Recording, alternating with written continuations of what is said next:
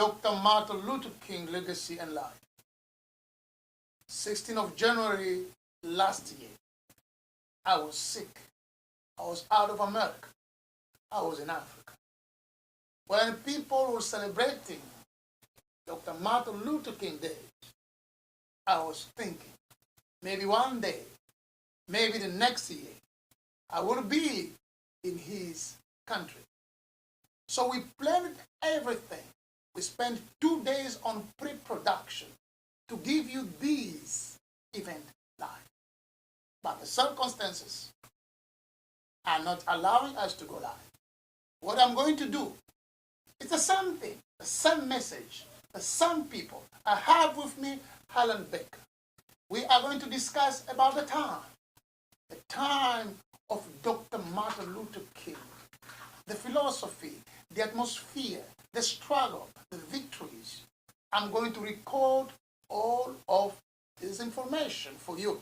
And then I'll give you a small talk with the title, Go and Fight No More. And I'll read the poem that I dedicate for Dr. King. I have a word. So be patient. We are going to do a very good work. We are going to record, edit, post it on YouTube, post it everywhere, and then we are going to share with you. So I'm happy for you coming in. My name is Isaac Kinzambi, and this is your dream, your time, and your motion. Maybe we are going to leave you so we can go and record everything. Then, after editing, after working on everything, we are going to show you. TV Banda is with us here in Portland, Maine, and open its doors to help us to bring this event into the record. Thank you very much. I'm going to see you soon after recording this for you. Thank you.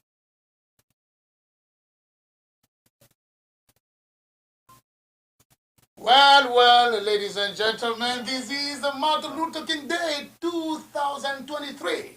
I am 51 this year. Dr. King lived. Dr. King spoke. Dr. King left us something big. What it means for me, an immigrant, an asylum seeker, a man who was born in Africa.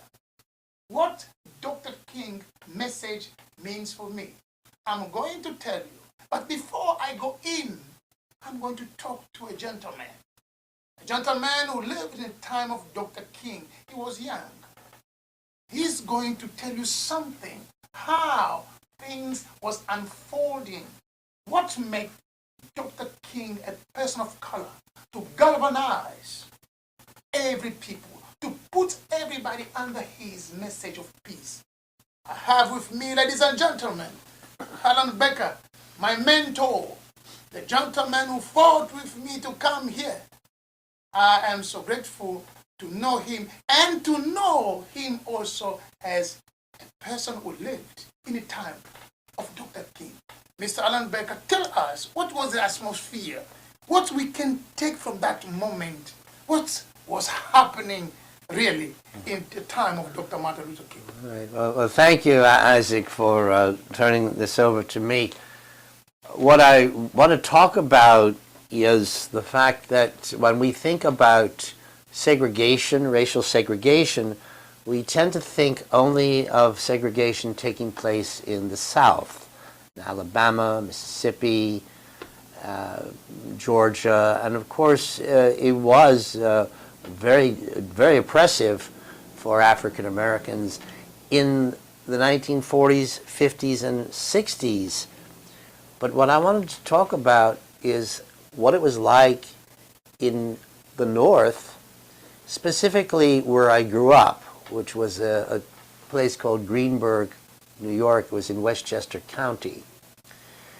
And what I wanted to mention is that while the segregation was not quite as overt as the South, with separate drinking fountains or separate entrances to public facilities, nonetheless, discrimination and segregation was very much a part of the life in the North, especially in places like Westchester County.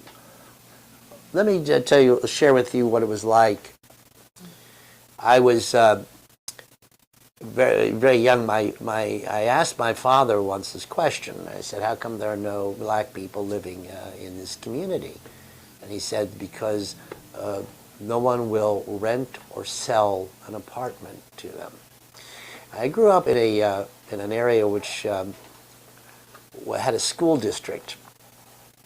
We called it Greenberg District 7, and the entire school population there was not one person of color. Well, there might have been some people from the Middle East, but for the most part, there were no African Americans in the school system, that district. And what happened was that we had our school. I was in 10th grade. We had no high school. So we were sent, we used to go to White Plains, which was an integrated high school, but they were going to send us to a brand new high school, which was Woodlands High School. It was in a different school district. It was a district that included a very significant population of African Americans who lived in a separate neighborhood. Right? And this school was set up essentially, I learned later, it was an experiment. They were trying to integrate the school system. And this was 1962, 1963, all right? And we were still dealing with restricted neighborhoods, restricted zoning. For example, many people may have forgotten, but the community of Bronxville, which was further south where I live, you couldn't buy a house if you were Jewish. It was restricted, even in the early 1960s. I had a friend of mine that I went to ninth grade with, and what happened is that a lot of people went to different high schools because we didn't have our own high school in our district. For some reason, he was able to attend high school in Bronxville. And he would he said to me one day when we were talking, he says, "You know, it's amazing, but they don't like Jews down there." 1962, 1963. Now, what happened is that there was a civil rights movement, and Dr. King, of course, was. We know that he was working primarily to integrate the buses and other things. We had a class. When I went to school, I went into the my sophomore year. Many of the kids that I went to school with, who were from my home school district, which was all white, objected to being in the Woodlands High School, or perhaps their parents objected, and so they were given the option of going to a different high school. And so those kids that did not like Woodlands were allowed to be, get this, bused to an all-white high school in Ardsley, New York.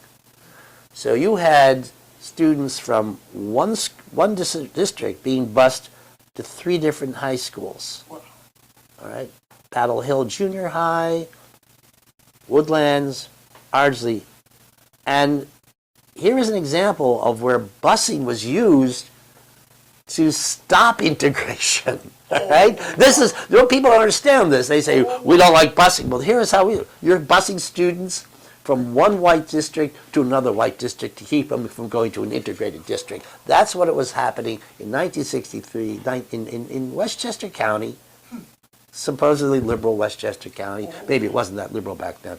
This is the experience I had in high school. And here's something I wanted to mention, because I think this is really important. My activism it really began when I was in high school.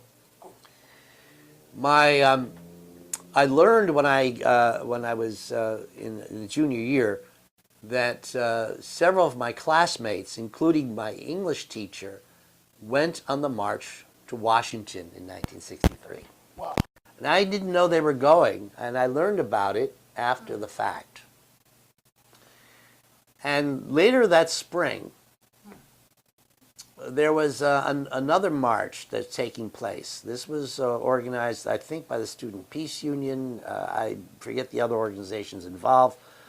But it was the Easter Peace Walk. And it was a march against the war and for against racism and against nuclear proliferation. And the march was called the Easter Peace Walk. It was started in Ossining, New York, and would then proceed all the way down to Manhattan. It was actually 3 days. Place in a church in Yonkers, and that's where I joined the group. And from there, the march continued on through the Bronx and into Harlem. I spent the night in Harlem, and the next day, the march continued down Broadway, and there was a huge rally in Washington Square Park, and one of the speakers was Norman Thomas. And Norman Thomas was the perennial socialist candidate for president. He ran several times, and he was the head of the Socialist Party, and he died in 1968. But he was known as the respectable radical. In fact, a lot of people on the left thought he was a sellout, so to speak. But he was, I say he's a respectable radical because Harry S. Truman insisted that he would have a picture taken with Norman Thomas. And there's a photograph of the two of them together, right? Some people would say that's proof that he wasn't so radical. But I want to get back and concentrate primarily on the issue of the racism. Yes, sir. Because it's already started to break down in the North. We're talking about the 60s. The civil rights movement, while it certainly made progress in the South in breaking down barriers, and by the way, there are still issues to deal with. I'm not saying we did not eliminate racism, yes. But the civil rights movement had the effect of also breaking down those barriers in the North. Oh, okay. Very important to understand that, because soon afterwards, my school district, which was all white, and the District 8, which was integrated, were finally merged into one school district. Wow. So that way, young kids of color could attend the schools that I went to where they were unable to in the 50s and 60s. And we saw a tremendous amount of activism. Students became very active in the 60s. High school students became active in the 60s. And the tragedy of the 60s, I say a tragedy, is that various programs, you talk about structural racism, urban renewal, which we've come to realize really eliminated a lot of black and a lot of poor neighborhoods, especially with the interstate highway system. And we're now discovering that, we did this horrible thing back then. We need to reverse the trend, restore neighborhoods. And the city of White Plains was under an urban renewal program. Yes. There's a whole section of the city near the railroad station, some people may not remember, and it was essentially a black neighborhood, a lot of black-owned businesses, and also where the AME Zion Church was located on Main Street. Yes. That whole section was torn down and replaced with faceless office buildings and a galleria and completely eliminated. On the way to Terrytown Road, the area known as Fairview, which was, again, predominantly African American neighborhood. Wow. There were several African American neighborhoods. There was one that was there was a middle class African American Yes. neighborhood too, Yes. right, which was segregated, and there was this other neighborhood which was primarily poor. Okay. That whole neighborhood was completely. I went back years later, gone. It's replaced by shopping centers along the road. Okay. So what we have here is an example of how this urban renewal movement has eliminated, black neighborhoods in many areas. This we are now just recognizing. Yes, we did these horrible things back then. We need to reverse those policies. Yes, I think there's a word for it called redlining, or banks would not give loans to certain neighborhoods to African Americans who wanted to buy homes in certain neighborhoods. Yes. All of that was rampant in the time of the 1960s when Dr. King was leading the fight for civil rights. And this, I bring this up because I think it's important for us to recognize when we think about the work of Dr. King, that it wasn't just a problem in the South. Okay. It was a problem everywhere in this country. And we had to address the issues not just in Alabama or Georgia, but we had to address those issues in New York and Connecticut and Massachusetts and Maine. Wow. So a question came in my mind. I know we talk more about the South, and you brought the right information to give us formation for transformation in the North. And we are recording this in the North. So what was the effect? How you young people felt the day you heard that Martin Luther King was murdered? How the waves went? How you got it here, especially in the North? Well, I can tell you exactly where I was. Yes, sir. These are that's one of those events where people remember exactly where they were the moment they heard the news. Yes. I was in the dressing room of the theater at Emerson College. Yeah. And we had finished rehearsing a play. It was Arthur Miller's play, A Memory of Two Mondays.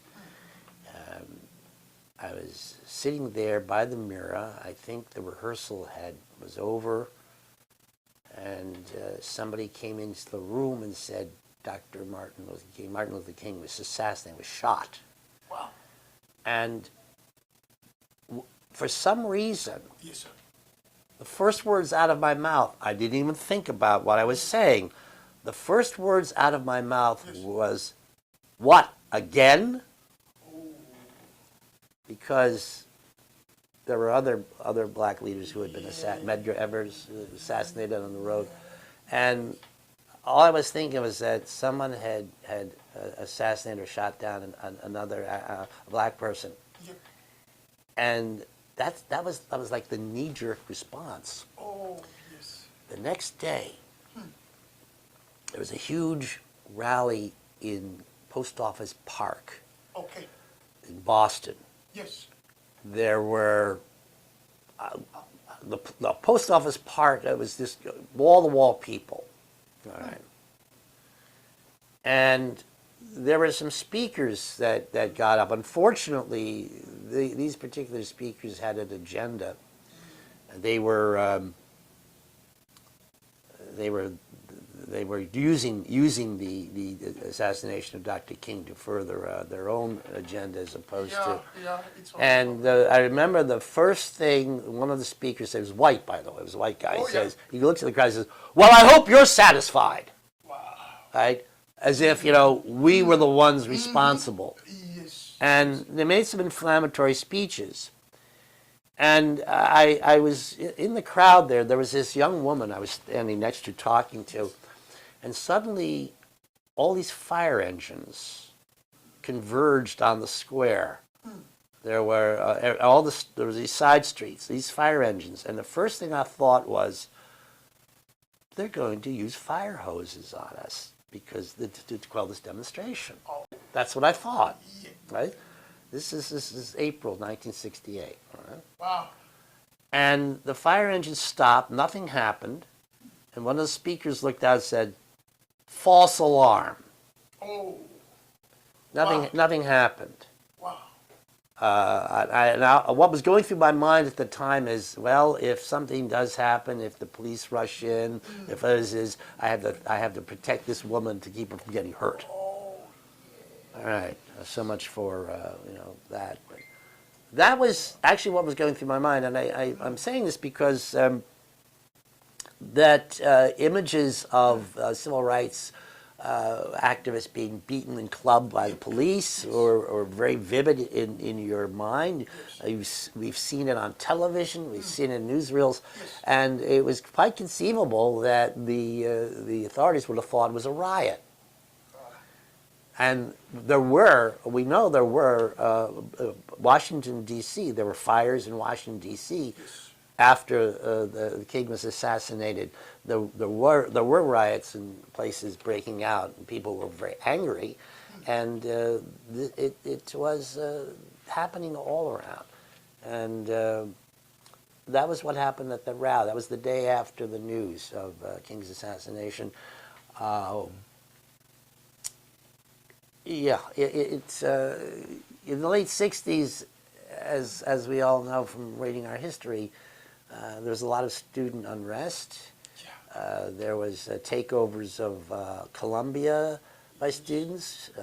Harvard had a student strike. This was 69, 1970. There was a student strike at Harvard in 1969. That was. There are other people have cataloged those events a lot better than I have. I just telling you what I went through, what I remember of that period, of that era. Ladies and gentlemen, that was Helen Baker, a person that I always see as a source of information for formation and transformation.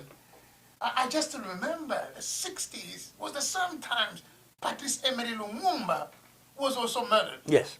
And Lumumba's death, Lumumba's birth, never been so celebrated into Africa. We have schools, we have streets with the name of Lumumba, but saying that Dr. King lost his life the same time as Lumumba, in America, maybe we can celebrate it as a legacy for struggle and victory, but in Africa, where Lumumba was killed, in the Great Lakes, where I call it the River Congo basins, we are talking about more than 15 million dead. And nobody can come and connect these into a kind of struggle. That's why one day, thinking about Dr. King, thinking about Lumumba, thinking about Kwame Nkrumah, thinking about Nelson Rolihlahla Mandela, I thought about those Africans, those people of color who stood to pave the way for us. We say thank you for your memory. We say thank you to Helen Baker for living this time, going through this pain, but you're still alive to tell us that there is no praise without pain. I wrote this: I will walk on the steps of those in silence. I will walk upon the tears of the rejected. I will walk, flying upon the resistance of the ungodly, swimming against the tide of the unwise. I will walk, head swinging, breath shortening.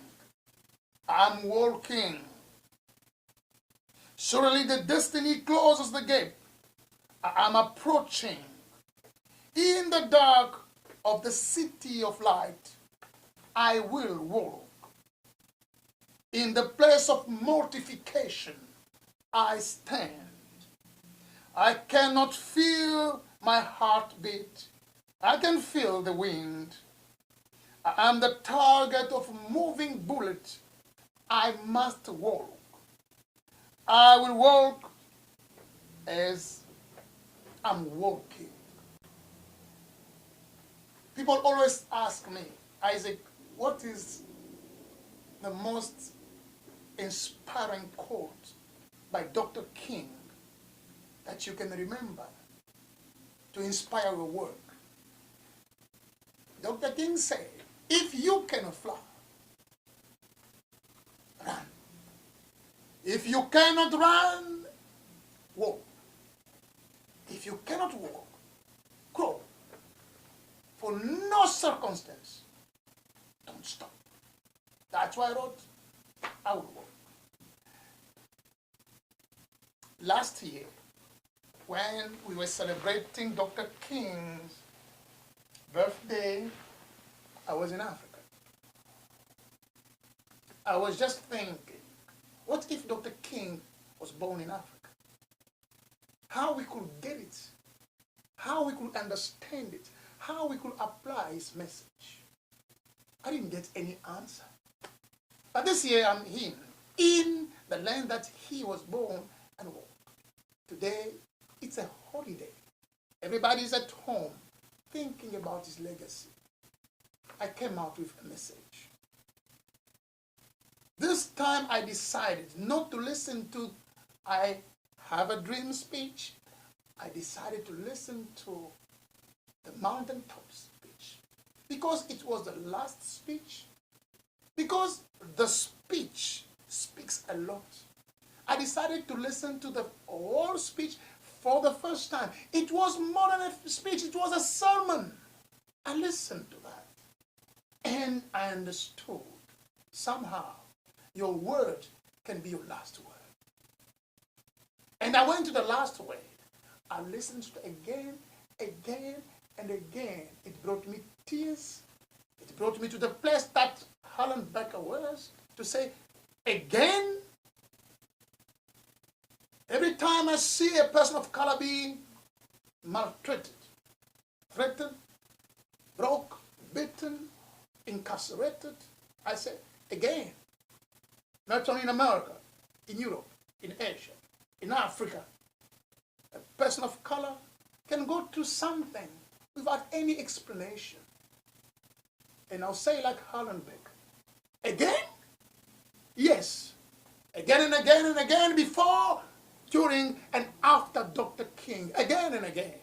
Somebody will be treated not according to the power of his character, but according to his skin, how he looks. Again. Again.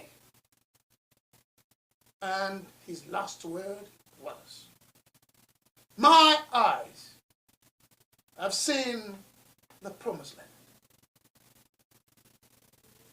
I said, I've listened to this many times, but it must have any meaning. It must come to me. Because I say the meaning of the thing is the thing. My eyes have seen the promised land, and I say, where is the promised land? What is the promised land? How can I get there? Because now I understand his strength, his inspiration, his vision came from that code. He has seen that many times. That's why he got, I Have a Dream. That's why he got all his speeches. He has seen the promised land. If we could meet today with Dr. King, I could ask him, Dr. King, tell me what is the promised land. If I could meet Dr. King in Maine, in Portland, I would ask him, Dr. King, where is the promised land? If I could meet Dr. King in Atlanta, Georgia, my question would be, Dr. Reverend King, where is the promised land and how can I get there? Because you've seen that and you became great. I never had the chance, and nobody in this world had the chance to ask him how we can get into the promised land. But he promised us, we the people, we are going to get into the promised land. That's why I came with this word. The word is go. We have to go. Because anything that will stack us is what divides us. Anything that will stack us, it's what brings us in some boxes. Anything that will stack us, it's what's happened in the past if we can find the solution. Go. Stand and go. Don't stop. Let's keep going. No circumstances can determine our time. We have to go. We have to go. If we are listening to Dr. King, we need to go. Where? To the promised land. It's clear. But I said, you cannot get into the promised land by fighting. The understanding of a victory, it may be the problem we have. Everybody wants a victory. In Ukraine, in Russia, somebody wants to win. In the Congos for more than 37 years, somebody has to buy the weapon because they want to win. Somewhere in Israel, Palestine, in South Africa, where again? In Saudi Arabia, people want victory. They want to spend so much money to fight because they said, the Latin said, "Se vis pacem parabellum." If you want peace, prepare for war. Now we're going to change it. Because Dr. King said, I'm fighting with peace. I want to protest with peace. Why not we go and fight? All my life I've said I've fought against injustice in Congo, injustice in Namibia, injustice in South Africa, injustice in Angola. But I find that I lost so much energy because the victory is not permanent. Failing is also permanent. I win today, tomorrow I'll lose. I win today, they'll get a bigger weapon against me. So all my life I've been going to fight. When I listen to Dr. King saying, my eyes have seen the promised land, it makes me remember. I have to stop the fight. And I said, from now, I will work for the good. No more fight. I don't need to fight. To bring my point, I have to stop the fight. We have to come in a place to understand that fighting is senseless. Because you're going to get hurt. The one that will win or lose will also get hurt. Let's find peace. Go fight. No more Africa. Go fight. No more. It takes too much courage to stop the fight. To say no. It's senseless. It takes too much courage to look to your enemy in the face and say, okay, I give you the trophy. But I keep life. I keep peace. Go. Fight. No more. Stand and understand that peace starts from inside. I believe when I listened to Dr. King saying, my eyes have seen the promised land, he was speaking about a place of peace, a place of resting. Someone told me, even in the biggest war, there's a time the soldier have to rest. The soldier have to sleep. The soldier has to eat. The soldier need to read some letters. Where are the soldiers today? We need to rest some time. We need to rest our weapons. Dr. King made history by one word, peace. He inspired peace.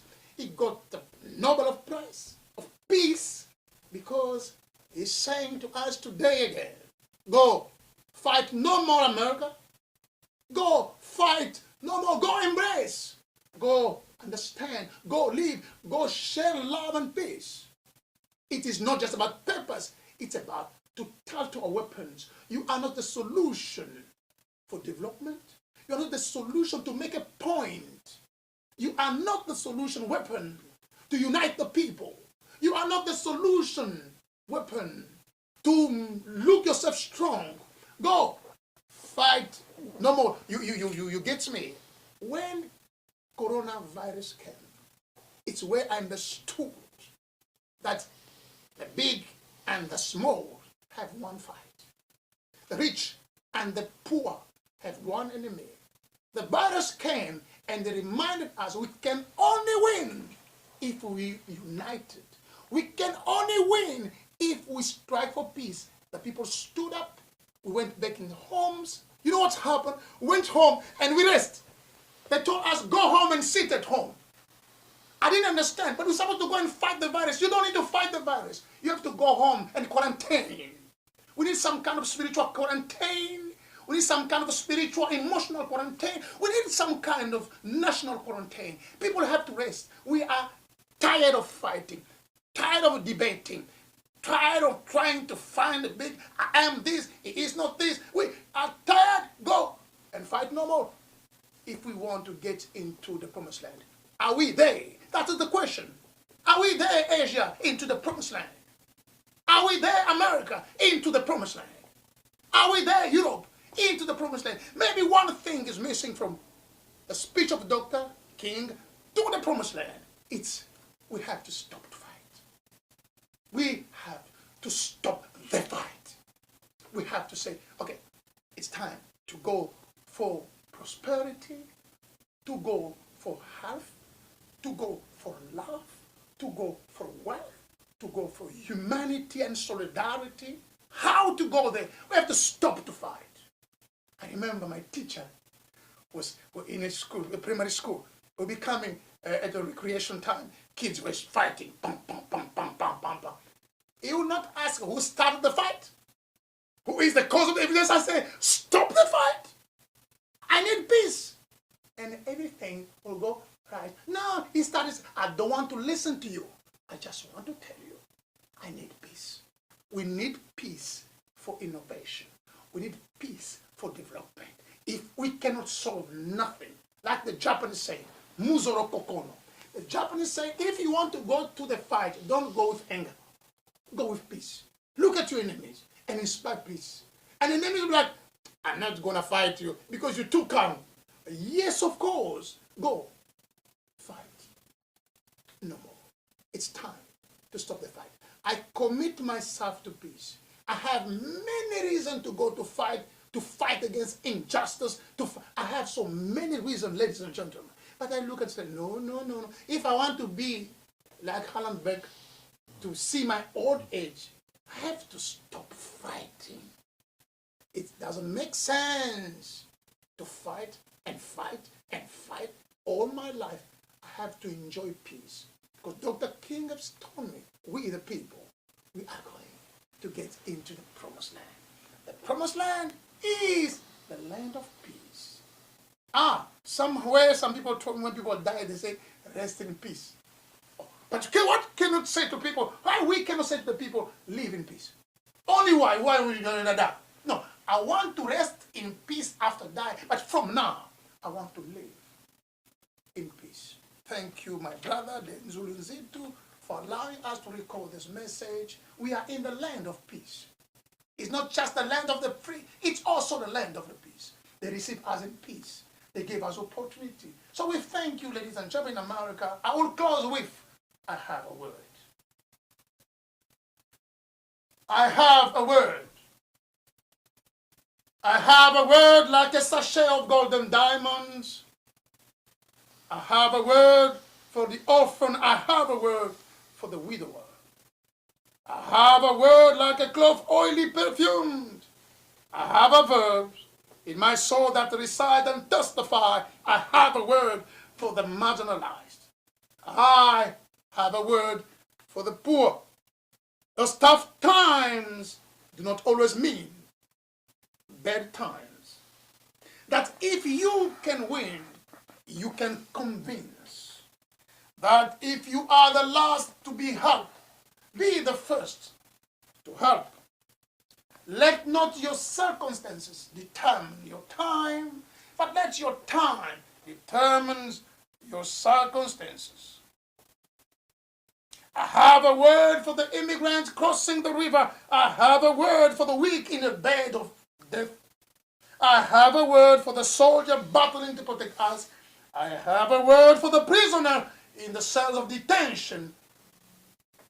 I have a word for those who are fighting every day.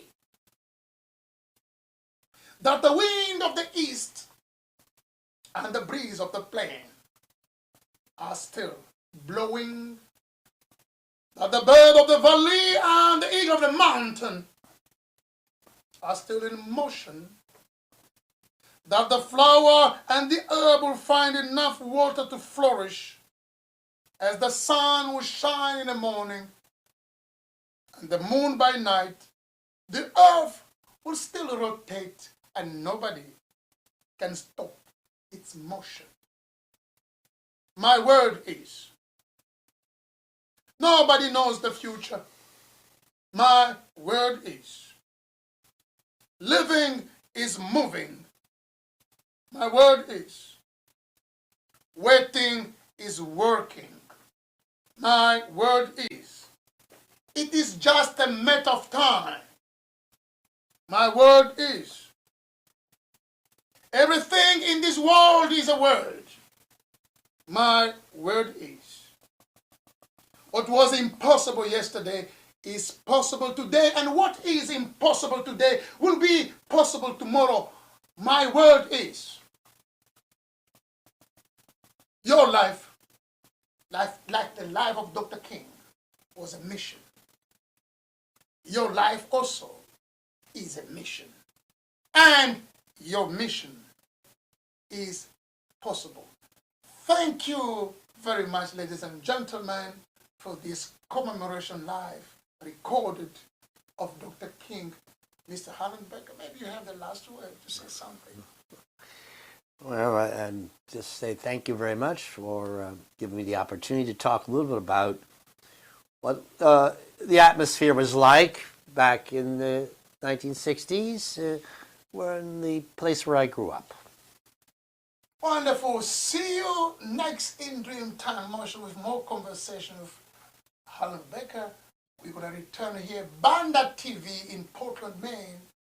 You are welcome to support the dream, the time and motion. Denzel Uzitu, our producer, you are blessed.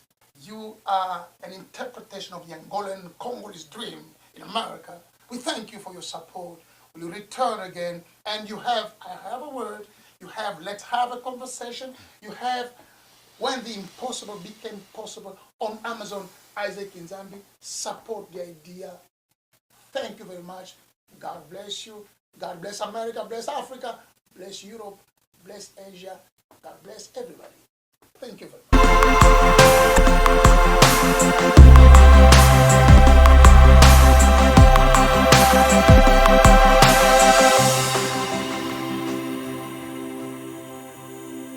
much.